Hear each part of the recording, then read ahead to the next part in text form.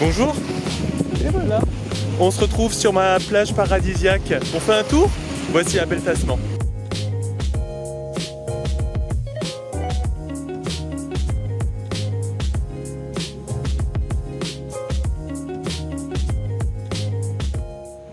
C'est un truc de malade. J'en reviens pas d'être ici. Regardez-moi ce sable. C'est un sable en or. Franchement, la couleur, j'ai jamais vu ça. J'ai l'impression, enfin, d'être arrivé dans un paysage, mais juste paradisiaque. Quand je vois ça, là, à côté de moi, ça fait pas penser, genre, les fonds d'écran qu'on voit sur son ordinateur? Eh bah oui, messieurs, dames, ceci est vrai. Ce n'est pas un complot des grosses marques ou des grosses boîtes ou des gouvernements. Non, ceci est bien vrai. J'ai trouvé ma plage préférée de Nouvelle-Zélande pour l'instant, à Abel Tasman. Très touristique, hein, très connu, mais aussi très très beau. Et je comprends pourquoi les gens viennent ici. Donc en fait, qu'est-ce qui s'est passé pour que j'en vienne à atterrir ici? C'est que donc je suis parti, donc j'ai eu le bus, donc oui, il est bienvenu. En plus, c'est le bus spécial de l'Aquataxi à Abel Tasman. Il m'a déposé à un stop bateau et j'ai pris le bateau. Alors un guide fantastique qui m'a expliqué plein de choses. On a pu voir les otaries, on a vu des gros oiseaux notamment. 1, 2, 3, soleil. 1, 2, 3, soleil. Ah bah faut savoir bouger un peu hein. Donc en fait cet oiseau il vole vraiment près de l'eau et en fait il a un peu le même effet que l'airbag d'une voiture, c'est-à-dire qu'en gros il va plonger sa tête dans l'eau pour récupérer un poisson et en fait la forme dont il va se propulser, ça va en fait le permettre de faire comme une torpille et de rentrer dans l'eau. Et alors on a vu ces oiseaux, ils sont magnifiques et il y en a mais alors parfois par centaines sur des rochers.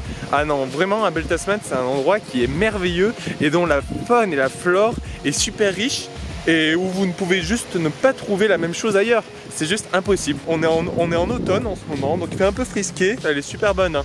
J'ai demandé au gars, elle est à peu près à 19 degrés. Donc franchement, elle passe plutôt bien. Et alors il y a des coquillages de partout. Apparemment ça aussi là, les shellfish. Donc voilà ce qu'il y a dans ma main. Et donc ces coquillages sont très renommés à Abel Tasman et vous pouvez en voir de partout. Enfin, oh et bah tiens, je vais vous parler de ces fameux oiseaux. Regardez où est-ce qu'ils se trouvent. On va essayer encore une fois de s'approcher. Vous vous rappelez des aigles que j'avais vus à Melbourne? Bon voilà, c'était un défi. Là on va voir parce que je pense que cette fois ils sont à Abel Tasman, ils se sont donné le mot parce que eux aussi je pense qu'ils sont en train de préparer quelque chose. L'île du Sud, check. Abel Tasman, check. C'est parti, on se retrouve très vite. Si vous vous demandiez ce qui rend la plage orange, c'est tout simplement cette roche qui est de la même couleur. Bon, et bien mes amis, derrière moi, comme vous pouvez le voir, c'est l'île du Nord, voilà, depuis l'île du Sud. Ce qui est quand même plutôt pas mal. Donc bon, pour l'instant là je suis sur le track de Abel Tasman. Je me fais parfois bouffer par les sandflies quand on s'arrête, donc c'est vraiment dissuasif. Tu n'as pas envie de rester 2 secondes assis parce qu'après tes jambes elles sont en sang. Pour ceux qui savent pas, les sandflies c'est des petites mouches qui en fait découpent un bout de la peau pour boire le sang. Donc ça fait très mal, c'est comme les moustiques mais en version plus chiant parce que ça vit en plus la journée. Et du coup, voilà. Mais bon, si ce n'est ça, par contre, il y a des paysages ici juste magnifiques. Je rentre dans la jungle, après il y a une cascade, après il y a des oiseaux de partout, après je traverse un pont, et là après on peut voir une magnifique vue de l'île du Nord depuis l'île du Sud. Enfin, c'est que du kiff Abel Tasman. Mais dis donc, il donne envie ce champignon. Alors voilà, on se retrouve maintenant sur la route. Et pourquoi j'ai décidé de filmer ici? C'est parce que tout simplement on se retrouve dans un environnement qui est totalement différent. Si vous voyez autour de moi, en fait, c'est plus du tout la jungle, comme ça l'était au début. Et donc je me suis dit qu'il fallait un peu enregistrer, parce que c'est ça aussi qui est bien avec Abel Tasman, c'est qu'on se retrouve à vraiment avoir des endroits totalement différents. Et c'est ce qui fait aussi le charme du chemin, c'est-à-dire que normalement il se fait sur 5 jours. Voilà, donc sur 5 jours on réserve soit des tentes, soit des huttes. Et en fait ça permet de voir des paysages toujours un peu différents. Et chaque partie apparemment est magnifique. Donc moi j'ai fait quand même la plus belle. Et puis bah là après du coup on continue. Je sais pas encore, apparemment j'ai encore 3 heures de rando à faire. Donc je m'active quand même un peu. Après il y a le bateau bus qui part donc... But, nous étions 100. Mais maintenant il n'en reste plus que 10. This is us. This is the end of the world. Voilà, scénario réalisé et écrit par Franck. En tout cas, voilà, je veux dire, quand on voit des plantes comme ça, c'est là où on voit qu'on est en Nouvelle-Zélande. Voilà. Vous voyez ces plantes là qu'on voit là? Ça, c'est la plante officielle, je peux vous aussi la montrer là. Hein. C'est pas une fougère comme on pourrait croire, parce qu'en France, on a pas mal de plantes comme ça et c'est des fougères. Mais voilà, alors là, on a la vraie là. Voilà, et alors là, ça là, comme vous pouvez le voir, c'est la plante qu'on voit sur le drapeau néo-zélandais. La fameuse plante, alors je sais plus le nom, hein, je veux pas dire de conneries. Bah là maintenant ça a complètement changé. Et là on se retrouve dans la jungle encore une fois. Mais voilà, je sais pourquoi cette rando on l'appelle une des plus belles randos de Nouvelle-Zélande. Voilà quoi, je veux dire, regardez, là je suis en train de traverser un pont. Comme vous voyez là, et puis voilà, autour de moi il y a des plantes de malades, des arbres, on se croirait sur une île déserte. J'ai l'impression d'être sur une île au fond du Pacifique, ce qui est un peu le cas en soi, je suis sur une île du Pacifique, mais normalement ça fait pas comme ça. Nouvelle-Zélande, c'est quand même un endroit très peuplé, un autre endroit où il y a beaucoup de nature. J'essaie de trouver une carte pour arriver un peu à me repérer, parce que c'est vrai que là je marche, mais comme là il n'y a plus de baie, je suis incapable de dire exactement où je me trouve. Donc bah voilà, et puis je continue. On va bien finir par trouver, hein. C'est ça l'aventure aussi, c'est toujours se retrouver dans des endroits après où on ne sait pas où on est. Regardez, comment vous voulez vous repérer? Voilà, mais bon. Je suis content parce qu'il n'y a pas d'araignées, il n'y a pas de serpents. Ça qui est bien en Nouvelle-Zélande, c'est pas le truc que je vais retrouver en Australie. Et là, on peut se balader où on veut, comme avant quand j'étais à Blenheim. Je me balade dans les champs, dans les hautes herbes. Voilà quoi, c'est bon aussi parce que je suis franc, je suis courageux. Je sais. Pas trop d'éloges s'il vous plaît. Mais aussi parce que, voir... Il n'y a rien, il n'y a pas d'animal dangereux ici, si ce n'est les sandflies. Les sandflies c'est pas vraiment dangereux, c'est plus chiant. Que voilà, ça te bouffe tout le temps, mais le reste c'est que du kiff. Donc voilà, donc venez en Nouvelle-Zélande.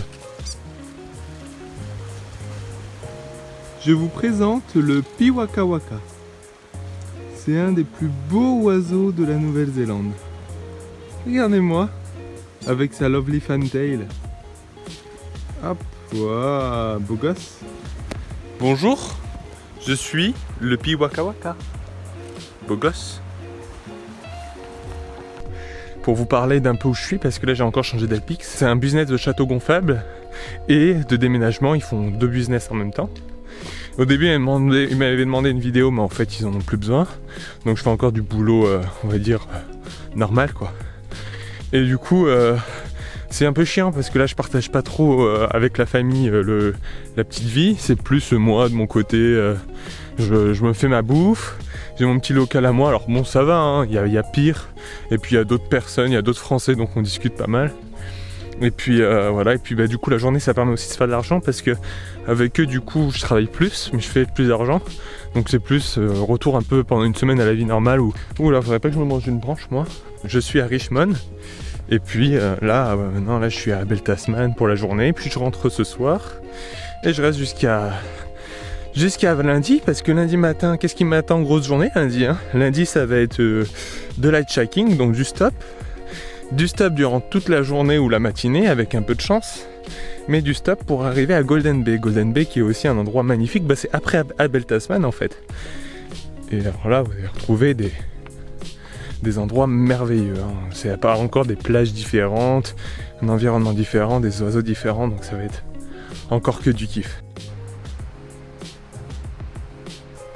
Et voilà, donc maintenant on marche sur un pont en fait, donc comme vous pouvez le voir, ceci est un pont. Regardez-moi un peu cette jungle dense, on se croirait sorti de la jungle du marsupilami de Palombi. Sinon là on a la petite rivière qui est magnifique aussi.